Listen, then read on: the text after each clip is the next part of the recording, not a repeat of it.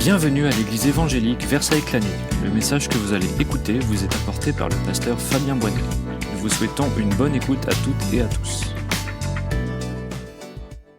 Amen. Si vraiment vous croyez de tout votre cœur que Christ est votre joie, il faut que vos décisions, votre manière de vivre manifestent que c'est une réalité. Sinon, ce n'est juste qu'une idée qui n'a aucune influence dans notre vie. Et la foi, eh bien, elle, sans les œuvres, elle est morte, nous dit l'apôtre Jacques. Donc vraiment, soyons en accord avec ce que nous disons croire. C'est important. Et si nous professons être le peuple de Dieu, agissons comme le peuple de Dieu. Si nous croyons être nés de nouveau, sauvés par grâce, eh bien, laissons alors réellement toute la place au Seigneur dans notre vie. Et il faut que, eh bien, il y ait cette abondance dans notre cœur de la présence de Dieu. Et comment est-ce que nous pouvons savoir si réellement il y a cette abondance dans notre cœur? Eh bien, avec ce qui sort de notre bouche. Parce que c'est de l'abondance du cœur que la bouche parle. Amen. Vraiment, je nous encourage tous à progresser encore dans ce domaine de la louange, de l'adoration, de l'expression envers le Seigneur, parce que lui, le Seigneur, n'a pas tari de paroles pour nous. Il a beaucoup dit de choses qui nous servent d'enseignement, de chemin, de plein de choses. Et je pense que c'est le minimum qu'on puisse lui donner, que de manifester par notre manière de vivre, notre attitude, et aussi par le fruit de nos lèvres, quel Dieu extraordinaire il est. Amen.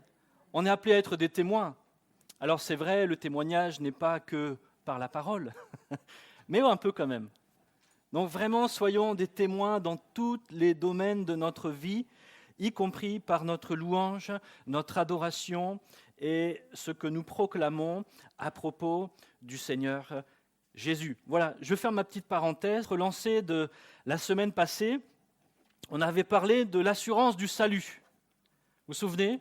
On avait posé cette question, peut-on être sûr d'être sauvé ou faut-il avoir peur toutes les 5 minutes de perdre notre salut? Et nous avions vu qu'en Christ, nous avions une assurance et que nous ne devions pas être esclaves de la peur, mais au contraire, nous étions fondés sur Christ et que les fondements, une fois qu'ils étaient posés, nous étions appelés à construire par-dessus afin d'avoir de l'assurance. Amen.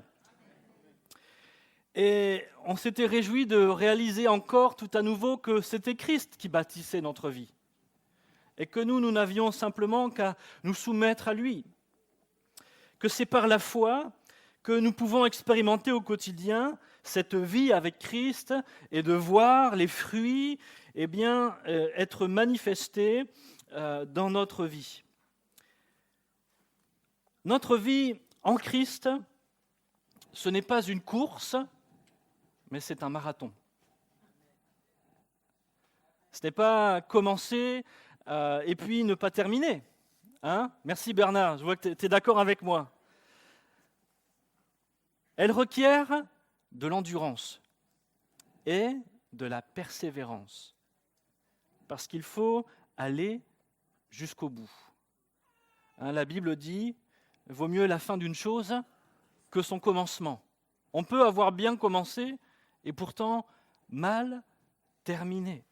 Et la vie avec Dieu, la vie en Christ, la marche avec le Seigneur, eh bien, c'est une marche de chaque jour. C'est un combat contre notre chair qui nécessite de la discipline et de la patience. Paul dira à la fin de sa vie, « J'ai combattu le bon combat, j'ai achevé la course, j'ai gardé la foi. » Et je pense que c'est important qu'il termine par ces quelques mots. « J'ai gardé la foi », parce que c'est ça l'enjeu en réalité. Garder la foi. Persévérer dans la foi.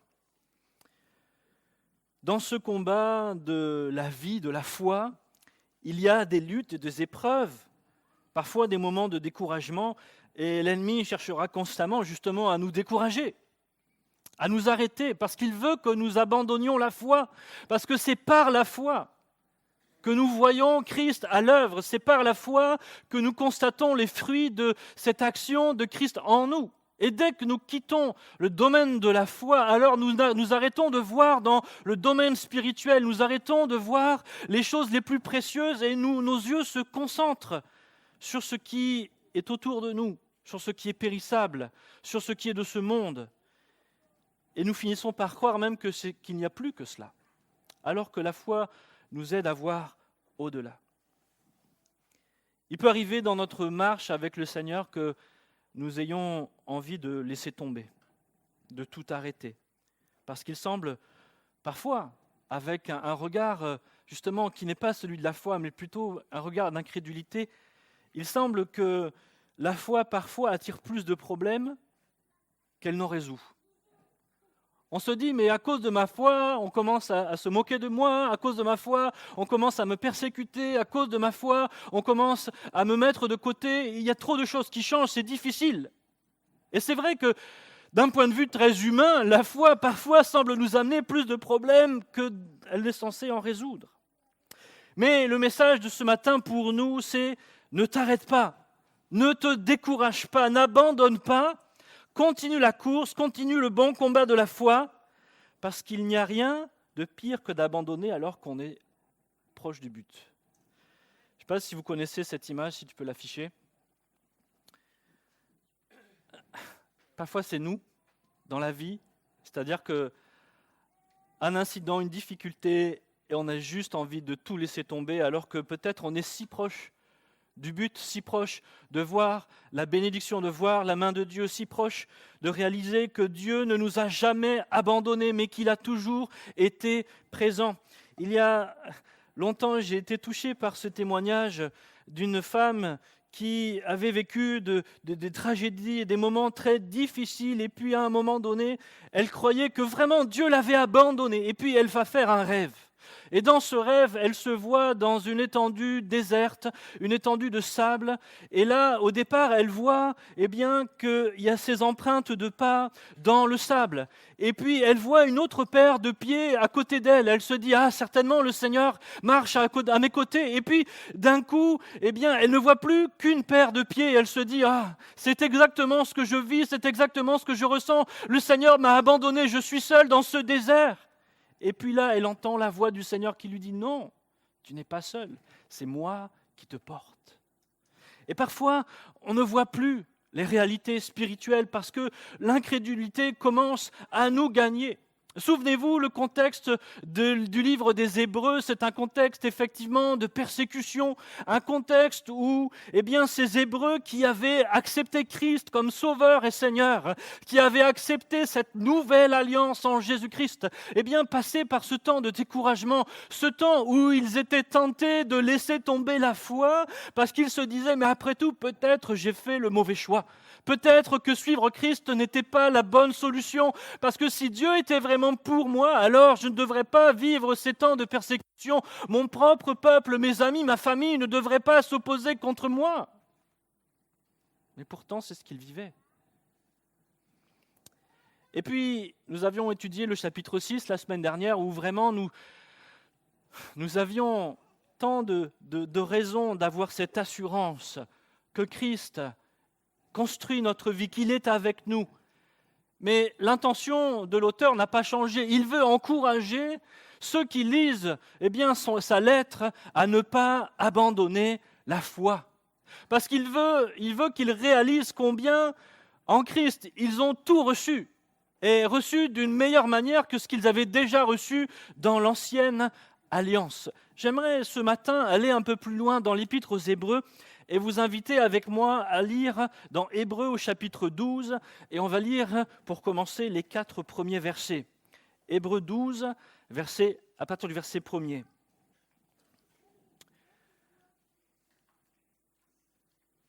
Nous donc aussi, puisque nous sommes environnés d'une si grande nuée de témoins, rejetons tout fardeau et le péché qui nous enveloppe si facilement, et courons avec persévérance dans la carrière qui nous est ouverte, ayant les regards sur Jésus qui suscite la foi et la mène à la perfection, en échange de la joie qui lui était réservée il a souffert la croix, méprisé l'ignominie, et il s'est assis à la droite du trône de Dieu. Considérez en effet celui qui a supporté contre sa personne une telle opposition de la part des pécheurs, afin que vous ne vous lassiez point l'âme découragée.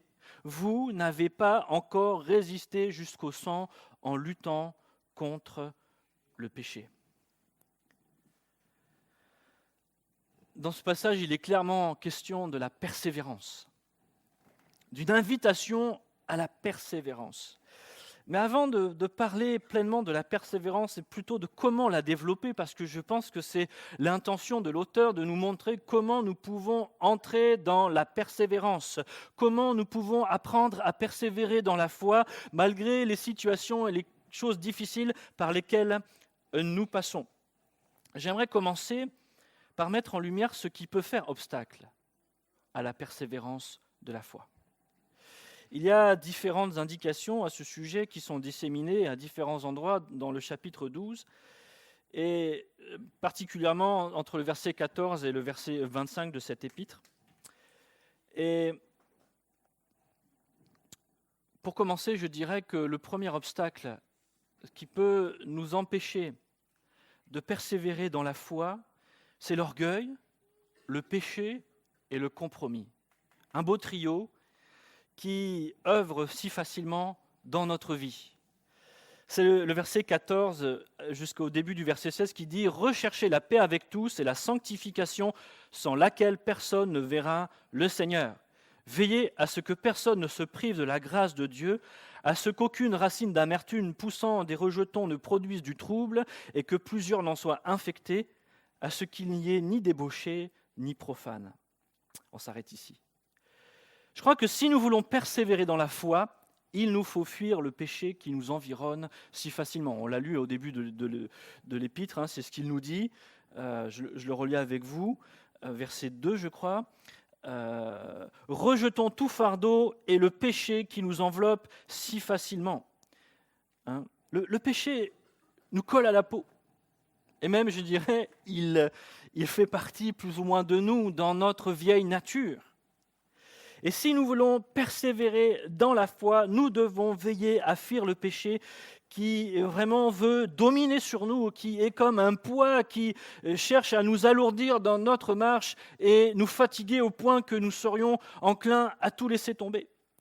Mais je veux parler surtout des situations qui nous maintiennent et nous exposent au péché de façon durable, en générant du compromis dans notre vie, où finalement nous sommes un pied avec Dieu, un pied dans le monde. Cette situation, c'est comme vivre une vie de chrétien en surface, mais maintenir finalement des liens avec le péché dans notre quotidien. Et pour tout vous dire, je crois que la racine de tout cela, même si dans le passage qu'on vient de lire, il n'y est pas cité l'orgueil, je crois que la source de tout péché, de tout compromis, c'est l'orgueil. Parce que c'est à cause de l'orgueil que Satan s'est rebellé contre Dieu et que tout le reste est venu. Il a voulu prendre la place de Dieu. Et je crois qu'il en est de même dans notre cœur. La racine de tous les maux, c'est l'orgueil. Cet orgueil qui nous pousse à croire que nous savons mieux que les autres, et même nous savons mieux que Dieu lui-même. Face à un péché, l'orgueil nous pousse à dire « Oui, c'est vrai pour les autres, mais moi ». Voilà. Et puis on trouve des tas de raisons pour justifier cette attitude, ce péché, ce regard, cette pensée, cette chose que nous savons que la parole de Dieu n'approuve pas, mais pour nous, on se croit plus fort, nous on croit qu'on va gérer, nous on pense qu'on va savoir faire les choses à notre manière et que ça y sera OK avec Dieu parce qu'on a la bonne attitude, le bon raisonnement, la bonne manière de faire, mais la réalité c'est que notre orgueil nous ment. Notre orgueil nous amène à abaisser les autres, à vouloir dominer. Ce n'est pas pour rien que l'auteur dit « rechercher la paix avec tous ». Parce que nous savons que l'orgueil nous amène à avoir des divisions, des dissensions avec les autres, à nous opposer à eux, pensant même que nous sommes meilleurs qu'eux. Notre orgueil nous amène à rejeter l'autorité de Dieu dans tout, ou parfois simplement certains domaines de notre vie. et du coup à ne pas vivre dans la sanctification à laquelle nous sommes tous appelés. En tant qu'enfant de Dieu, en tant que personne qui ait placé sa foi dans le salut en Jésus-Christ, je suis appelé à marcher dans la sainteté. C'est le processus par lequel le Saint-Esprit, en utilisant la parole révélée de Jésus-Christ, m'amène à abandonner ce qui n'est pas la gloire de Dieu et à remplacer ces choses par ce qui plaît au Seigneur, par ce qui est bon, ce qui est juste, ce qui est parfait, ce qui plaît au Seigneur. Et ce n'est pas seulement moi, par mes efforts, qui manifeste ce processus de sanctification, mais c'est vraiment l'Esprit de Dieu en moi. Il ne s'appelle pas le Saint-Esprit pour rien. C'est un esprit qui est saint et qui veut produire la sainteté qui convient à Dieu dans notre vie, parce que c'est au travers de cette sainteté que ma communion et mon intimité avec le Seigneur vont prendre racine, s'établir et se développer. Mais si je laisse le péché, le compromis, de quelque manière que ce soit, prendre place dans ma vie, alors je ne suis plus dans un processus de sanctification. Mais je suis dans un processus dans lequel mon cœur se refroidit, mon cœur s'éloigne, mon cœur devient insensible à la parole de Dieu, où je résiste à l'Esprit de Dieu, où j'attriste même. Et j'éteins l'Esprit de Dieu qui pourtant veut agir en moi et m'amener sur le chemin qui mène au Père. D'ailleurs, l'auteur dit « la sanctification sans laquelle personne ne verra le Seigneur ». Si je ne suis pas soumis à l'Esprit de Dieu, alors c'est que réellement peut-être je n'ai pas saisi cette nouvelle naissance. Je n'ai pas saisi quelle vie le Seigneur voulait pour moi. Et que peut-être à cause de mon orgueil, je n'ai pas réellement capitulé devant lui. On a parlé déjà de la repentance la semaine dernière, mais je pense que c'est tellement un thème capital dans notre vie de réaliser la nécessité d'une réelle et d'une sincère repentance sans laquelle tout ce processus de brisement de l'orgueil dans notre vie ne peut pas prendre place parce que je ne capitule pas devant Dieu. Et parfois, c'est quelque chose de progressif, c'est-à-dire que j'ai besoin, quand le Saint-Esprit me montre un domaine dans ma vie dans lequel il y a encore du compromis, dans lequel peut-être Dieu n'est pas encore réellement le Seigneur. Si je suis né de nouveau, alors je vais accepter cette réalité, je vais m'humilier devant Dieu et demander au Seigneur de me libérer totalement. Mais si je me raconte des histoires à propos de ma relation avec Dieu, je vais résister, je vais trouver des raisons pour lesquelles j'ai raison de maintenir ma position et de garder ce péché. Et cela signifie simplement que je préfère ce péché plutôt que Dieu. L'orgueil nous pousse à ne pas pardonner, à développer de l'amertume qui pollue notre vie quotidienne. L'orgueil nous conduit dans l'acceptation de nos désirs charnels et nous introduit dans la débauche, dans le compromis, où nous voudrions les avantages sans vouloir payer le prix de l'obéissance. Pire encore, l'orgueil et son cortège de péchés et de compromis amènent notre cœur à devenir profane. Profane, ça veut dire quoi ? Profane signifie qui n'est pas initié, qui ne s'y connaît pas, qui n'est pas religieux et qui, par son attitude, est enclin à profaner, c'est-à-dire violer une chose sacrée ou dégrader une chose importante par son manque de respect et son ignorance. Voulons-nous avoir ce genre d'attitude envers le Seigneur ?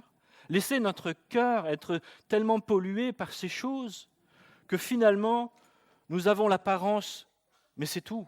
Au fond du cœur, il n'y a que des choses qui ne se plaisent pas au Seigneur.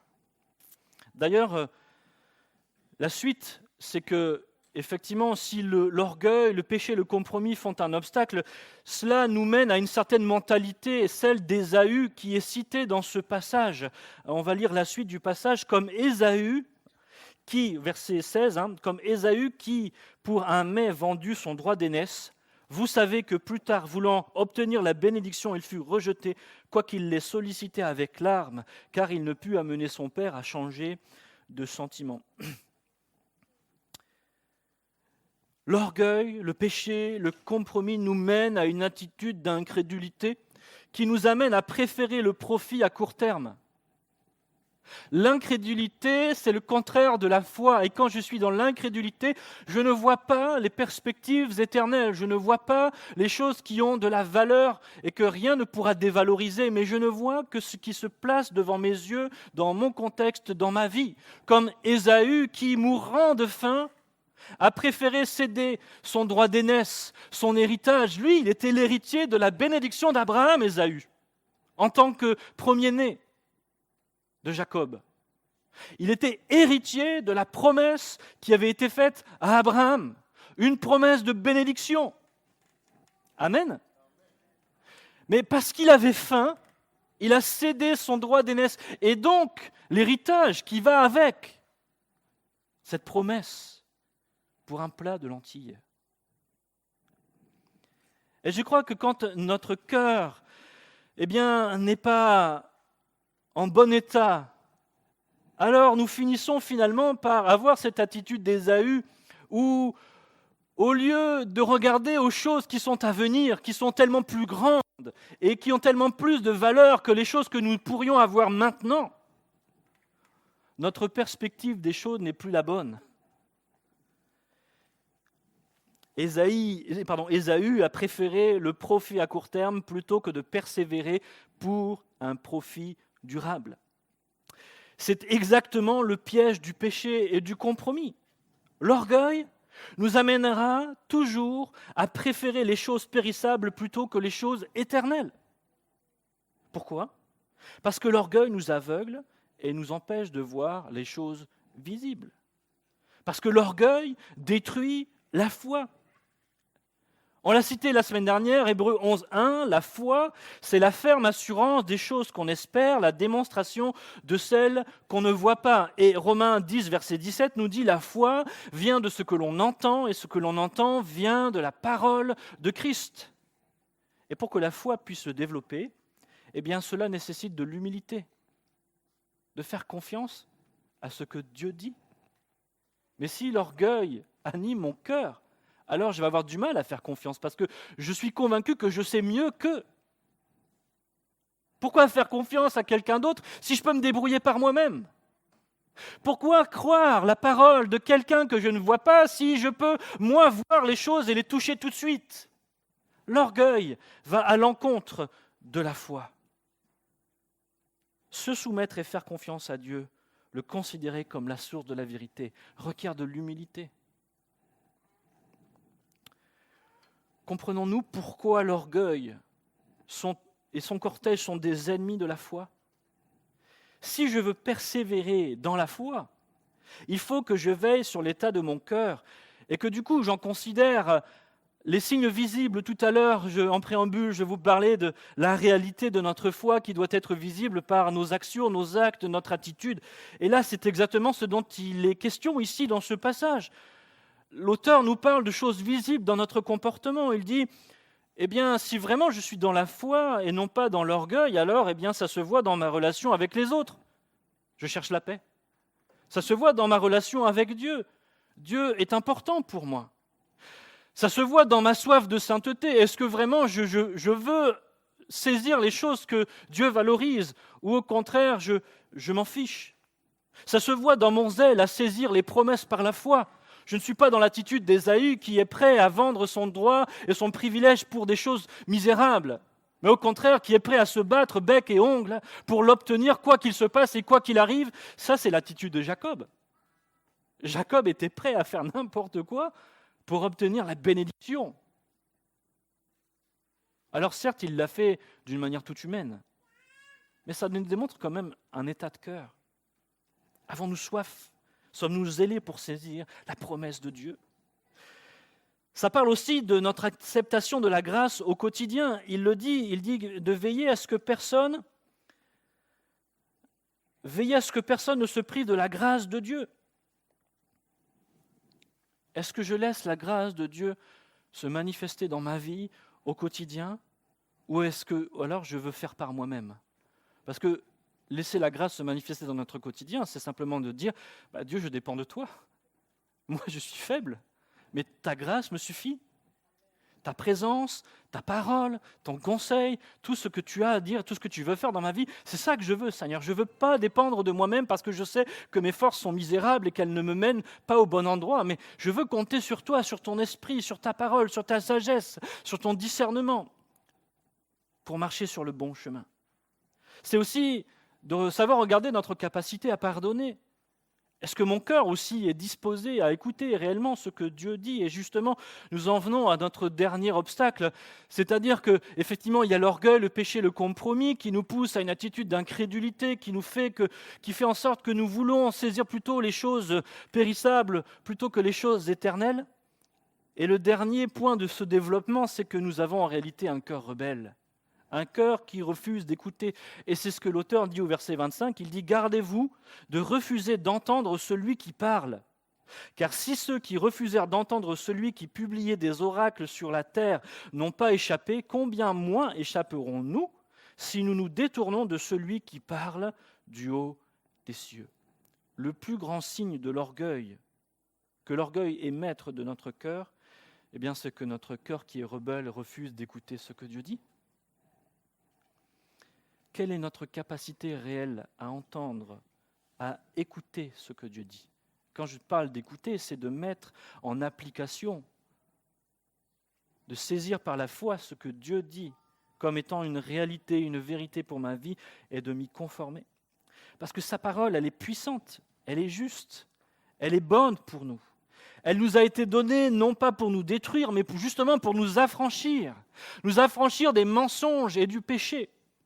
Nous rendre réellement libres.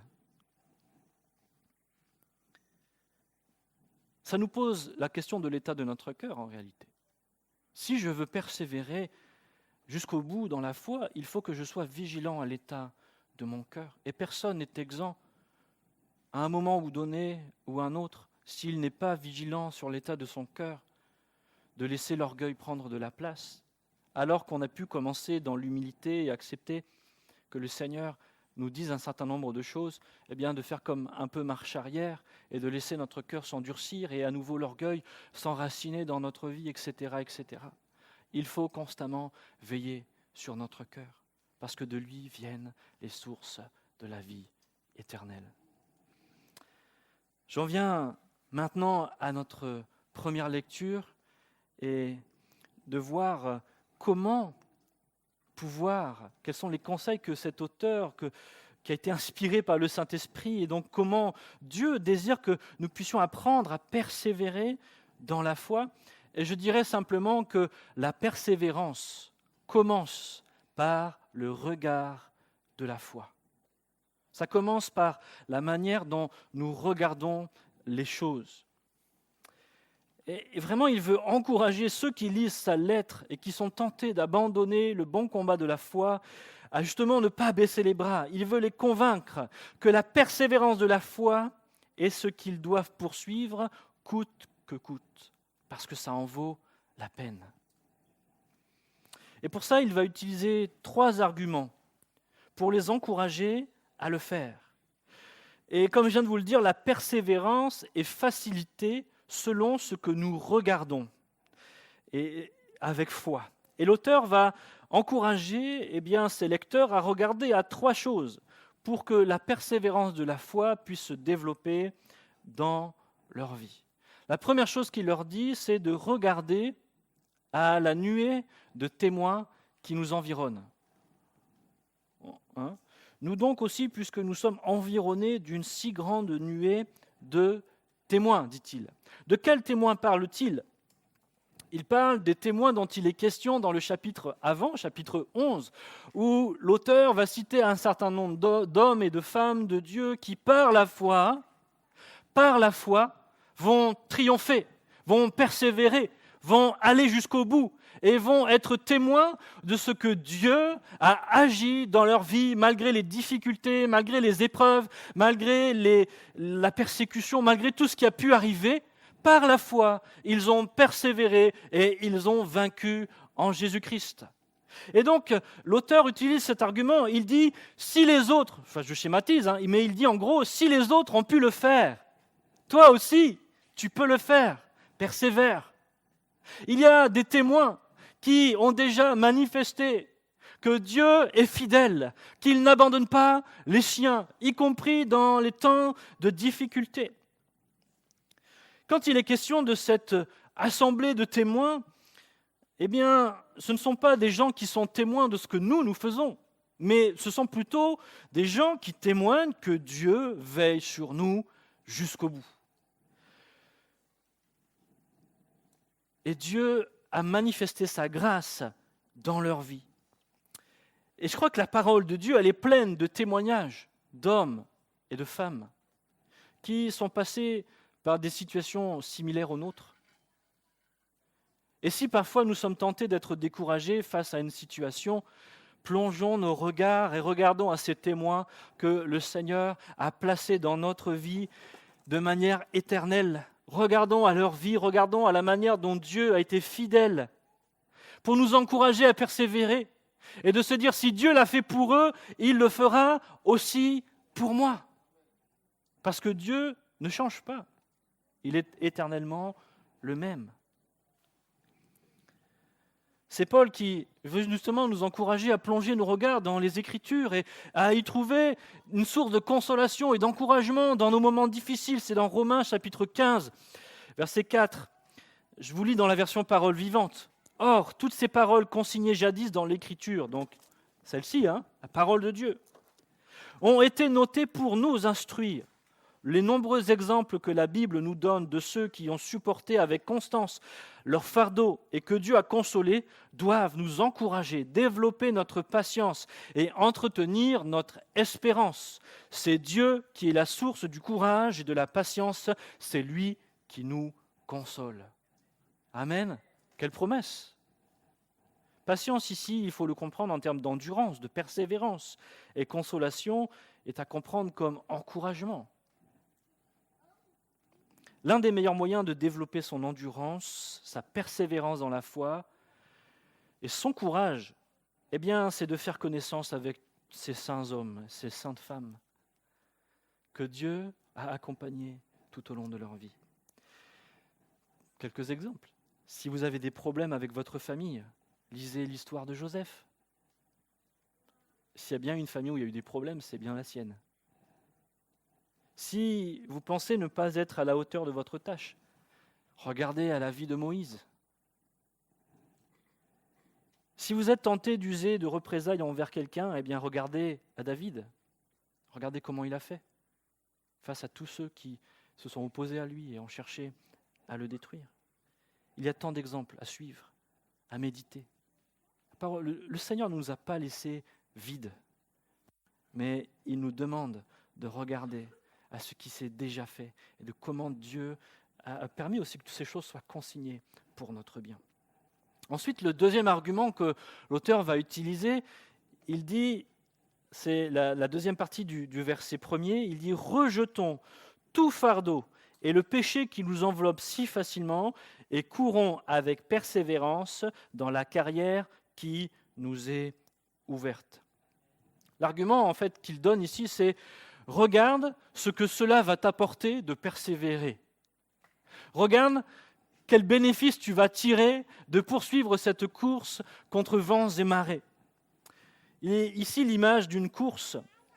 Et dans l'Antiquité, les athlètes, ils avaient coutume de porter des poids sur eux pour se préparer aux rencontres sportives. Il fallait qu'ils entraînent leur corps durement pour être performants au jour de la course. Mais quand c'était le temps de la course, aucun athlète ne participait à la compétition en gardant les poids sur eux. Ça aurait été un non-sens. Ils se seraient alourdis et auraient été en incapacité d'être rapides. Au contraire, ils ont enlevé ces poids et ils ont pu, parce qu'ils les ont portés un temps, avoir de l'endurance et au moment de la course, aller jusqu'au bout et remporter le prix. De quel poids s'agit-il ici? D'abord, l'auteur nous parle effectivement du péché qui nous environne, et on en a parlé tout à l'heure dans les choses qui font obstacle à la persévérance. Et c'est vrai que le péché, quel qu'il soit, sera constamment un poids dans notre vie qui va freiner notre marche et notre course, qui va nous décourager parce qu'elle va nous amener à voir notre misère Et il va nous enfermer dans la culpabilité et dans un sentiment de renoncement en disant « mais de toute façon, ça ne sert à rien, j'y arrive pas ». Au lieu de porter nos regards vers celui qui veut et qui a tout accompli pour nous délivrer du pouvoir du péché dans notre vie.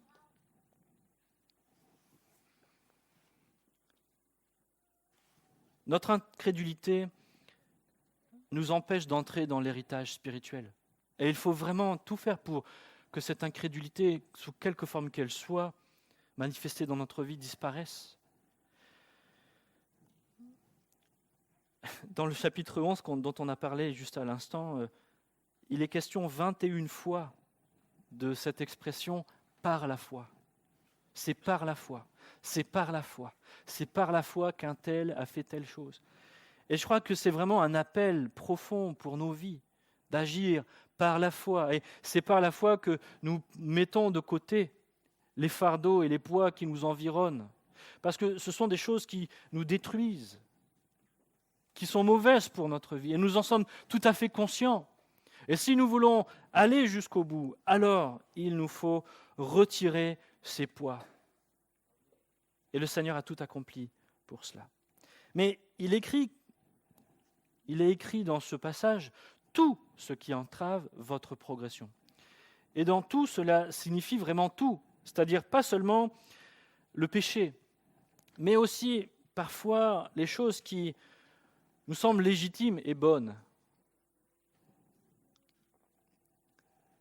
Parfois, il y a des choses dans notre vie, en soi, elles ne sont pas mauvaises, mais elles peuvent devenir un obstacle au fait de continuer notre marche et notre persévérance dans la foi. Vous savez, un vainqueur, il ne choisit pas seulement entre le bon et le mauvais, il choisit surtout entre le mieux et le meilleur. Et il y a des choses qui peuvent nous sembler légitimes, qui peuvent nous sembler normales, mais dont le Seigneur nous dit, mais voilà, lâche ces choses, j'ai mieux pour toi. Vous êtes d'accord avec ça ? Merci Cécile. C'est ce que Paul veut nous dire justement dans Philippiens 3:8. Vous connaissez bien ce passage. Et même, je regarde toute chose comme une perte à cause de l'excellence de la connaissance de Jésus-Christ, mon Seigneur, pour lequel j'ai renoncé à tout. Et que je pense que quand Paul dit qu'il a renoncé à tout, il parle des choses mauvaises auxquelles il devait renoncer, mais aussi peut-être des bonnes auxquelles il était attaché et qui avaient de la valeur dans sa vie. Mais il dit, voilà, à cause de l'excellence de la connaissance de Jésus-Christ, aujourd'hui, ces choses, je les regarde comme de la boue. Parce que je choisis le meilleur. Et le meilleur, ça sera toujours Christ. Ça sera toujours la pensée de Christ, ça sera toujours le plan de Christ pour ma vie. Et même si moi, aujourd'hui, ces choses semblent être importantes et apporter quelque chose dans ma vie, si le Seigneur me demande d'y renoncer, c'est qu'il y a encore quelque chose de meilleur pour moi. Donc, renonçons à ces choses qui peuvent nous freiner et nous amener à détourner peut-être à un moment donné notre regard de ce qui est essentiel. Et au lieu de nous maintenir dans la foi, pourrait nous amener dans l'incrédulité. Une fois, j'entendais le témoignage d'un pasteur qui disait, voilà, pendant longtemps, j'ai prié pour avoir telle voiture, j'en rêvais, c'était la plus belle voiture, et j'y pensais constamment, et puis à un moment donné, j'ai pu me l'acheter. Et alors qu'il venait de sortir du garage, eh bien, il était fier de sa voiture, il dit, ah Seigneur, merci, je suis tellement content d'avoir cette voiture. Et là, accident, voiture détruite. Il se dit, ah, mince. Et là, le Seigneur parle dans son cœur. Il dit, tu vois, cette voiture, elle avait pris ma place. Parfois, il y a des choses qui semblent bonnes, qui attirent notre cœur, notre désir. C'est pas mal en soi d'avoir une voiture. Mais ça peut devenir un problème si cette chose prend la place de Dieu dans notre vie. Comprenez ? Je crois que Dieu vraiment nous appelle à ne nous attacher à rien d'autre qu'à lui, parce que lui est le meilleur. On peut avoir de bonnes choses, mais le Seigneur ne veut pas seulement que nous ayons de bonnes choses. Il veut que nous ayons les meilleures choses. Et les meilleures choses ne sont pas des choses matérielles, mais ce sont les choses du royaume de Dieu. Des choses éternelles, que ni la teigne ni la rouille ne peuvent nous enlever, ni aucun voleur ne peut nous dérober. Amassons-nous des trésors dans le ciel, nous encourage le Seigneur. Amen. Débarrassons-nous de tout ce qui ralentit notre course et vient affaiblir notre endurance, mais courons sans poids inutiles. Vous savez, parfois notre vie est tellement encombrée de bonnes choses, mais qui finalement prennent notre temps, notre énergie, et nous détournent de ce qui est essentiel. Pour ce pasteur, c'était sa voiture, peut-être qu'il y pensait. Du coup, sa pensée était constamment sur cette voiture et sur la joie que ça pouvait lui procurer, alors que finalement, c'était une joie éphémère. Vous voyez, il a fallu une seule session de conduite et puis c'était fini. Il y a des choses plus importantes. Veillons à nous attacher à ces choses plus tôt. Et le troisième argument qu'il utilise, il dit voilà, regardez aux témoins, regarde à ce que ça va t'apporter et surtout ne t'encombre pas de ces choses misérables parce que ça ne vaut pas la peine. Mais il dit surtout, regardez à Jésus. Amen. C'est le verset 2 jusqu'au verset 4. Ayant les regards sur Jésus, qui suscite la foi et l'amène à la perfection. En échange de la joie qui lui était réservée, il a souffert la croix, méprisé l'ignominie, et s'est assis à la droite du trône de Dieu. Considérez en effet celui qui a supporté contre sa personne une telle opposition de la part des pécheurs, afin que vous ne vous lassiez point l'âme découragée, vous n'avez pas encore résisté jusqu'au sang en luttant contre le péché. L'argument ici, en gros, c'est, l'auteur est en train de dire, regarde au grand vainqueur, celui qui a déjà vaincu, et il va te montrer comment tu peux gagner. Amen. Il est dit qu'il est l'auteur de la foi, celui qui l'amène à la perfection. Et souvent, nous, on se dit, comment je vais faire pour que ma foi grandisse ? Mais simplement regardons au Seigneur. Laissons-le nous montrer qui il est, quelle est sa puissance, quelle est sa gloire, quels sont ses plans. Laissons-le nous démontrer qu'il veut le meilleur pour nous. Et alors, naturellement, surnaturellement, même je dirais, notre foi va grandir parce que c'est lui qui veut la mener à la perfection. C'est en regardant à lui que nous avons été sauvés, parce que regarder à lui signifie se confier en lui. Dans le désert, lorsque les Juifs qui étaient sur le point de mourir, ont regardé au serpent d'airain, et ils ont été guéris. Vous voyez de quel passage il s'agit ? Et c'est là une image justement de notre salut en Jésus-Christ. Si vous voulez lire cette histoire du serpent d'airain, c'est dans Nombre, chapitre 21. Mais ce n'est qu'une image pour nous dire, mais voilà, si je porte mes regards à Christ, si je place ma confiance en lui, si je place ma foi en lui, alors je ne serai pas déçu. Regarder à Jésus, fixer nos yeux sur lui, c'est avoir justement une attitude de foi. C'est donc bien plus qu'un simple acte. Jésus nous montre la voie à suivre dans ce domaine également de la foi. Parce que Jésus, s'il est pleinement Dieu, il a aussi été pleinement homme. Il est pleinement homme. Vous êtes d'accord avec ça ? C'est ce que nous disent les Écritures. Et lorsqu'il était sur la terre, Jésus aussi a vécu par la foi. Est-ce que vous êtes d'accord avec ça ? Est-ce que Jésus s'est appuyé sur sa divinité et sa capacité en tant que Dieu pour faire tout ce qu'il a fait ? Ou est-ce qu'au contraire, il s'est placé pleinement dans une vie d'homme, dépendant pleinement du Père, duquel il devait manifester une foi envers lui ? Et la preuve que Jésus, réellement vivait par la foi, c'est que Jésus priait. Il priait le Père. Il ne cherchait pas à dépendre de lui-même, mais à dépendre du Père. D'ailleurs, il l'a dit lui-même, je ne fais rien par moi-même, mais je fais tout ce que je vois faire au Père. Jésus s'est mis dans une attitude de pleine dépendance de son Père et il a vécu une vie de foi. D'ailleurs, l'auteur de l'Épître aux Hébreux cite une prière de Jésus en disant « Je placerai ma confiance en lui ». Et quand il dit ça, il cite Ésaïe chapitre 8, verset 17. Notre Seigneur a eu à endurer bien plus que n'importe quel des héros de la foi dont il est question dans le chapitre 11. Il est donc pour nous un exemple parfait à suivre en ce qui concerne une vie de foi, de persévérer dans la foi. L'auteur nous dit qu'il a supporté la croix. Et supporter la croix, ça implique beaucoup de choses. Ça implique de supporter la honte, la souffrance, l'opposition de la part des pécheurs et même un rejet temporaire de son Père à la croix, quand il a porté nos péchés. Il a été coupé de l'intimité et de la communion parfaite avec son Père pour un temps. Parce que vous savez comme moi que Dieu est saint et que là où il y a le péché, Dieu ne peut pas être en même temps. Et le prix à payer, le fait de supporter la croix, Christ a accepté par amour pour nous d'être séparé pour un temps de la personne qu'il aimait le plus au monde, de laquelle il n'a jamais été séparé.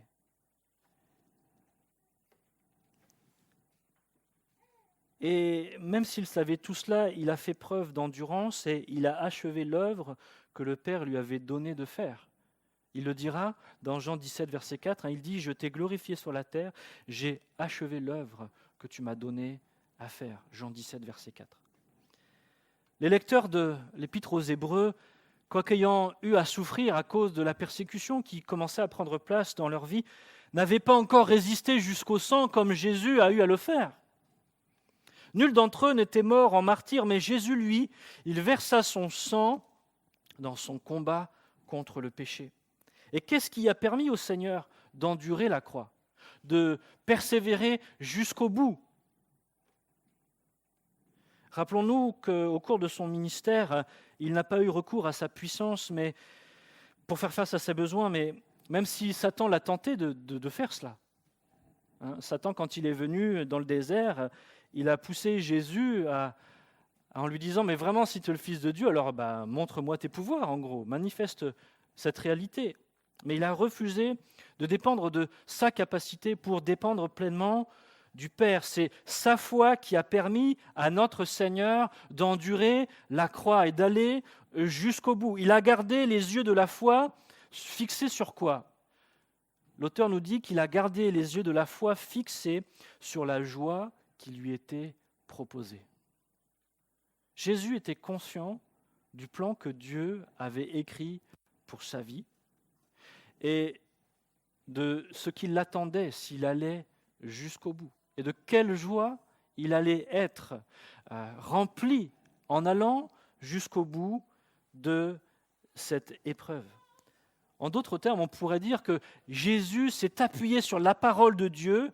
Par exemple, il savait par le psaume 16, versets 8 à 10, qu'il sortirait vivant de la tombe. D'ailleurs, c'est Pierre qui va citer aussi ce passage messianique au moment de la Pentecôte dans Actes 2, à partir du verset 24. Et David, dans ce psaume au verset 11, affirme qu'il y a une abondance de joie en la présence du Père. Et de même, Jésus savait par le psaume 110, verset 1 à 4, qu'il serait glorifié au ciel. Et encore une fois, Pierre va citer ce passage dans Acte 2. Ainsi donc, la joie qui lui était proposée inclut l'accomplissement par Jésus de la volonté du Père, la résurrection, son exaltation et sa joie au moment de nous présenter, nous qui avons été sauvés, rachetés auprès du Père. Et c'est ce que Jude nous dit au verset 24. Vous voulez qu'on lise ça ensemble, Jude, verset 24 ?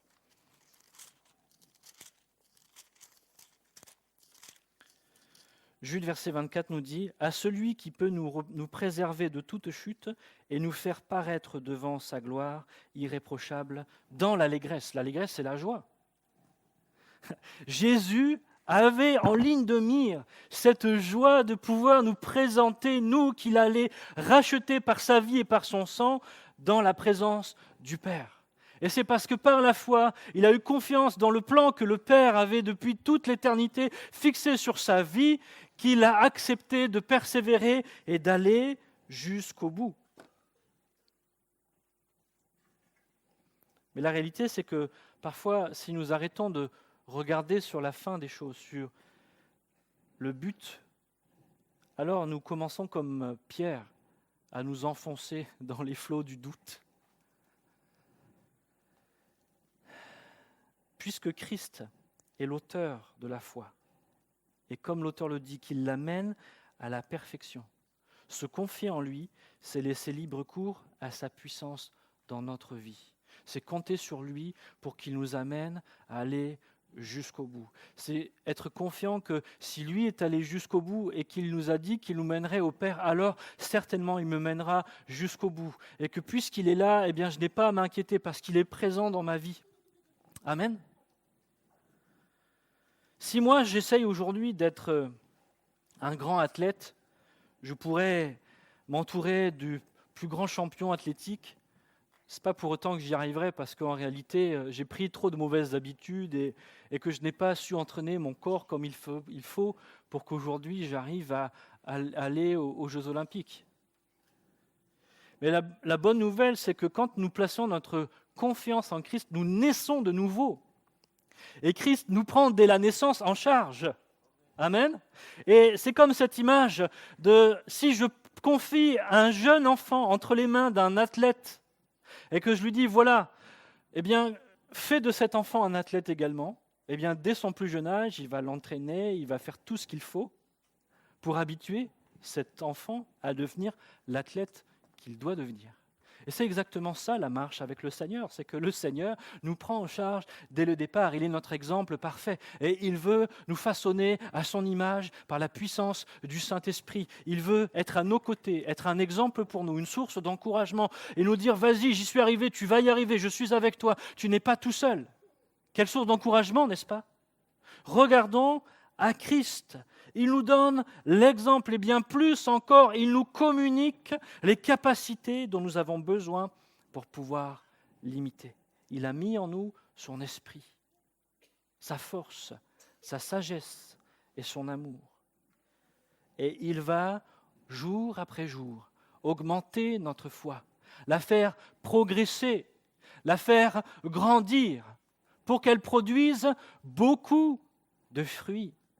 Déjà dès à présent, mais surtout pour l'éternité. Il reste un point qu'on n'a pas développé dans ce chapitre 12 du livre des Hébreux. On va juste l'évoquer, mais pourtant c'est un point important. C'est celui de la discipline que Dieu exerce dans notre vie afin de nous faire grandir par la foi, justement. Nous faire grandir dans notre foi. La pensée, c'est une pensée que l'auteur développe du verset 5 au verset 13, et si vous voulez le lire chez vous, je vous encourage à le faire. Mais justement, ce qui fait souvent obstacle, un des obstacles majeurs à notre persévérance, c'est la manière dont nous percevons ou nous vivons les temps d'épreuve et de difficulté. Je peux vivre l'épreuve et la difficulté dans l'incrédulité ou alors dans la foi. Et c'est souvent ces moments-là, les moments où c'est difficile, les moments où il y a de l'opposition, les moments où vraiment on a l'impression que rien ne va, ou que notre foi est comme mise à l'épreuve, où elle est appelée à s'exercer, à se muscler, et où au final, parfois, nous constatons que réellement, nous ne sommes pas dans la foi, mais dans l'incrédulité. Et nous sommes parfois tentés même d'en vouloir à Dieu, en disant « Mais Dieu, où es-tu? Que fais-tu? Tu m'as abandonné, je suis seul. » Mais l'auteur, justement, veut nous amener à considérer que c'est justement dans ces moments-là que nous devons exercer notre persévérance, la persévérance de la foi. C'est justement dans ces moments-là que nous devons mettre en œuvre notre foi. Qu'il faut, justement, dans ces moments-là, regarder à Christ plutôt qu'à nous-mêmes, que c'est justement dans ces moments-là qu'il faut nous débarrasser de tout ce qui nous alourdit et que nous devons veiller à aller persévérer jusqu'au bout. C'est dans ces moments-là que le Seigneur nous encourage à regarder dans les Écritures ces nombreux témoins qui sont passés déjà, eux, par ces mêmes épreuves. Et pour nous rendre compte et encourager notre foi que le Seigneur l'a fait pour eux, il le fera pour moi aussi. Et c'est vrai que face à nos épreuves, nous avons deux perspectives, celle de la chair qui mène à l'incrédulité ou celle de l'esprit qui est celle de la foi. Et la chair nous poussera toujours à l'incrédulité, à la rébellion. Pourquoi est-ce que Dieu permet cela dans ma vie? Qu'ai-je fait de mal? Alors que la foi nous amènera plutôt à dire « Seigneur, qu'as-tu à m'apprendre ?» C'est pas facile, hein? Mais le Seigneur nous invite dans les temps d'épreuve à regarder à lui et dire « Seigneur, qu'est-ce que toi tu as fait? Qu'as-tu à m'apprendre? Je veux être vainqueur, y compris dans ce temps de tempête et de désert. Seigneur, c'est quelque chose qui n'est pas facile pour ma chair, mais certainement tu veux émonder ce qui ne porte pas de fruits dans ma vie. Certainement tu veux que j'abandonne ce qui est stérile. Certainement tu veux que je réalise quelque chose, que j'apprenne quelque chose, afin que je persévère et que je grandisse en toi.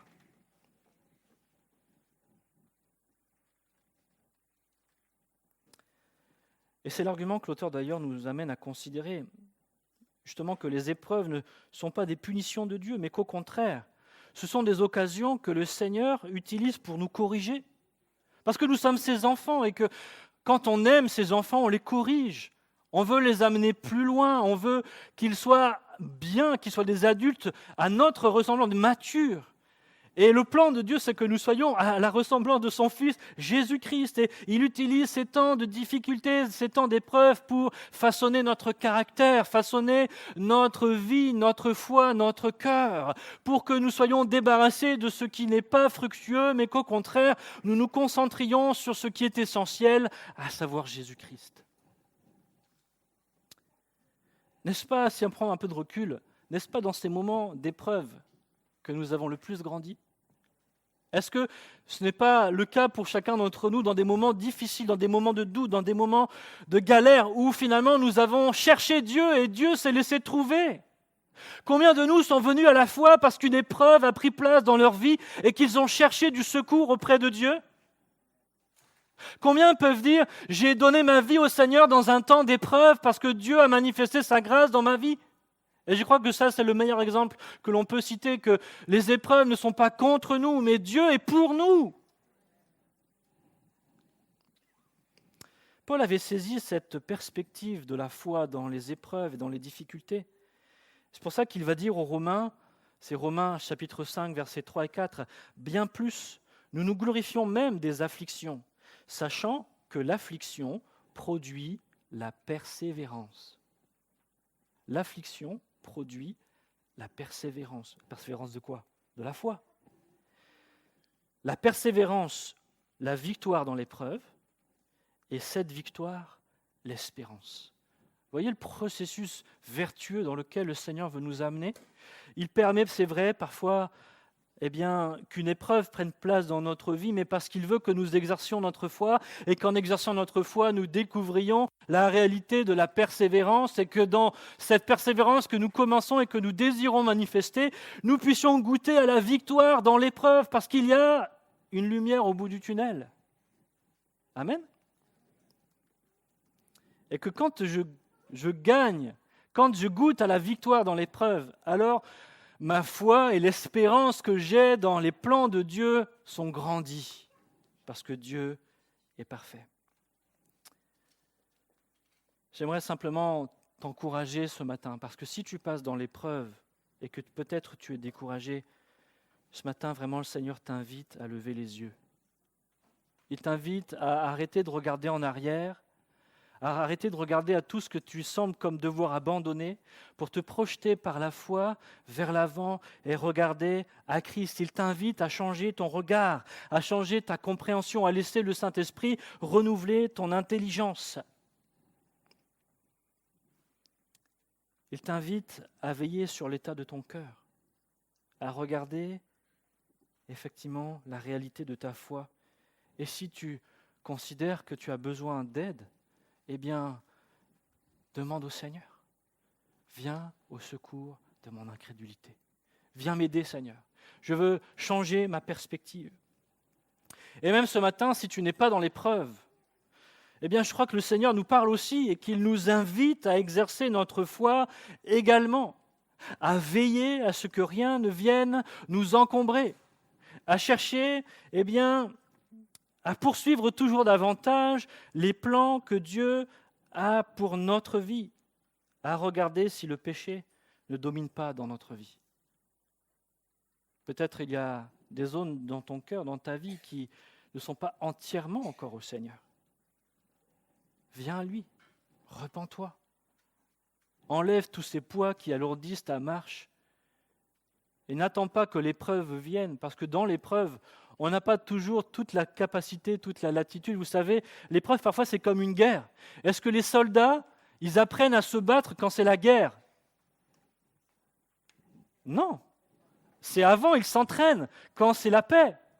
Et n'attends pas que ce soit l'épreuve pour savoir si vraiment tu es dans la foi, mais exerce ta foi dès aujourd'hui. Dès aujourd'hui, veille sur ton cœur, abandonne, fais ce qu'il faut pour que ton cœur soit en phase avec le cœur de Dieu. Et cherche la sanctification. Parce que sans la sanctification, nul ne verra le Seigneur. Je crois que le Seigneur nous appelle à la foi et à la consécration. Il veut nous donner une assurance, une promesse de victoire, une assurance de sa présence dans notre quotidien. Amen. Quelle parole extraordinaire que nous donne le Seigneur. Il est bon, il est fidèle. On prie ensemble. Seigneur, merci pour ta grâce. Seigneur, tu nous donnes de l'assurance, c'est vrai. Tu nous donnes l'assurance du salut, mais tu veux nous montrer, Seigneur, que nous ne sommes pas seuls dans notre marche au quotidien. Et tu nous encourages et tu nous appelles à persévérer quoi qu'il se passe et quoi qu'il arrive, Seigneur. Parce que l'œuvre que tu as commencée un jour dans notre vie, tu veux la mener jusqu'au bout. Et tu demandes, Seigneur, tu attends de nous que nous soyons dans une attitude de foi, de confiance, que nous regardions à toi et que quand les temps sont difficiles, Seigneur, que nous ne laissions pas nos regards être attirés par les choses qui ne vont pas, mais que constamment nous portions nos regards de foi sur toi, sur les témoins qui témoignent de toi et de ton œuvre dans leur vie, et que nous soyons vigilants sur notre cœur, Seigneur, parce que tu veux que rien ne nous encombre et que rien ne nous empêche de continuer de courir la bonne course et de mener le bon combat de la foi. Je prie vraiment, Seigneur, que tu parles à nos cœurs et que tu nous sanctifies par ta parole. Seigneur, s'il y a un domaine dans notre vie qui a besoin d'être sanctifié, qui est encore régi par l'orgueil, le péché, le compromis, s'il y a des non-pardons dans nos cœurs, s'il y a de l'amertume, s'il y a des domaines où nous ne laissons pas ta grâce être pleinement manifestée. Seigneur, parle-nous et donne-nous d'être humbles, Seigneur, pour accepter ce que tu nous dis et de nous laisser transformer par toi. Seigneur, tu veux nous amener plus loin et tu veux que nous, non pas que nous tournions en rond, mais que nous allions jusqu'au bout, Seigneur, et que nous entrions dans les promesses que tu nous as faites. Parle à nos cœurs, Seigneur, à chacun. Et que, Seigneur, s'il y a quelque chose en nous qui te résiste, s'il y a encore de l'orgueil dans nos cœurs, et il y en a certainement, brise ces choses, Seigneur, afin que nous puissions nous réjouir pleinement en toi de ce que tu nous as libérés des mensonges de la chair. Viens faire ton œuvre dans notre vie, sanctifie-nous, Père. Nous avons besoin de toi, et nous voulons être ton peuple, un peuple sanctifié, un peuple saint, un peuple qui marche par la foi, un peuple qui ne se décourage pas dans les épreuves, mais qui regarde celui qui a tout accompli déjà. Seigneur, aide-nous à nous réjouir de ta présence, y compris dans nos épreuves et dans nos difficultés.